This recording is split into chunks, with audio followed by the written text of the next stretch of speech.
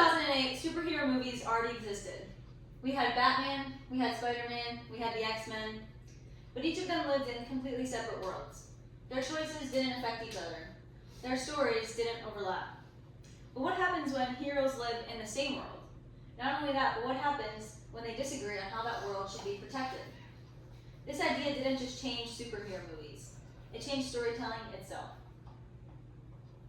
After researching how the Marvel Cinematic Universe developed over time, it became clear that its success wasn't just about action. It was about how its stories connected people, conflicts, and values over time. And this matters because the MCU didn't just entertain audiences. It connected long-term narratives.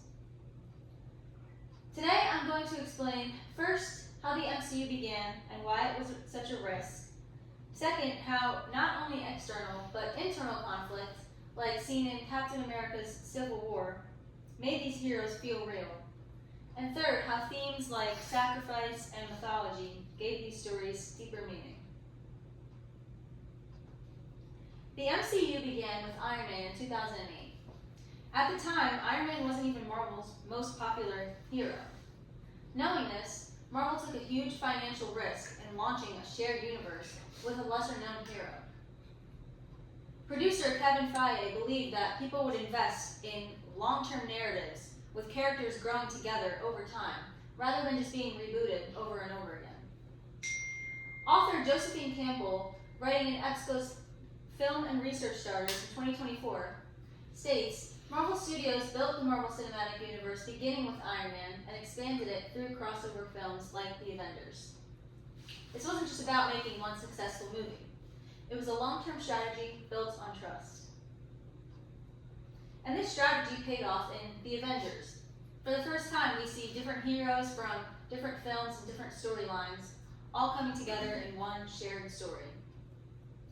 And its success wasn't just because it combined these heroes and these storylines. It's because these heroes formed relationships and connections, something resembling a family. Campbell notes that crossover films like The Avengers proved audiences would invest in connected narratives. But once these connections form and these relationships start, conflict becomes inevitable. This idea came to life in Captain America's Civil War. This wasn't just a traditional battle between good and evil, the Earth's mightiest heroes fighting a villain to save the world. This was a conflict bigger than that, a conflict within themselves. This new unstoppable team now found themselves forming teams and dividing. Tony Stark believed that the team needed regulation and oversight, that unchecked power could go unchecked. Steve Rogers, on the other hand, believed that heroes needed freedom, that political power could be abused. Author and researcher George Chrysostomou, and a CBR analyst in 2024, writes that character conflicts and ideological divisions between heroes are central to how the MCU builds its storytelling. This proves that sometimes the biggest threats weren't even villains, but these heroes against themselves. And this moral gray area changed the tone of the MCU moving forward. From that point on, Marvel focused heavily on sacrifice and moral complexity. A lot of their wins came through losses. Tony Stark sacrifices his life to stop Warlord Thanos from wiping out half the population. We see Vision, made from technology, once a computer brain, showing deep philosophical development, choosing humanity over survival. Gamora and Natasha both gave their lives to save others. These moments show that being a hero meant personal cost. Even villains became more complex as these stories expanded. Thanos believed he was saving the world by wiping half of it out. To him, it wasn't cruelty, it was balance. Loki often made questionable decisions, but these decisions often stemmed from a desire for validation, always trying to prove his self-worth. These characters weren't evil just for the sake of being evil.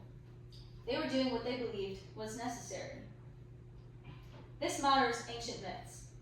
Thor reflects Norse mythology, god of thunder. Loki reflects the classic trickster archetype. Author Petro Katarinac, writing in Philosophy and Cosmology in 2024, says the MCU connects science, philosophy, and fiction through symbolic conflicts about morality and justice. These stories function like modern myths. The MCU has now expanded into the multiverse as well. We see Spider-Man No Way Home, where different versions of Spider-Man all come together. We see Loki in his new television series, where he becomes a champion of kindness and selflessness. This shows that the MCU continues to evolve while maintaining its core themes. Today we looked at how the MCU began as a risk, how Civil War divided these heroes amongst themselves, and how themes like sacrifice and mythology gives these stories deeper meaning. What began as a gamble with Iron Man became something larger than entertainment. The MCU didn't just connect heroes. It connected ideas about power, responsibility, sacrifice, and identity. And in doing so, these stories transformed into modern mythology. Stories not just about saving the world, but understanding it.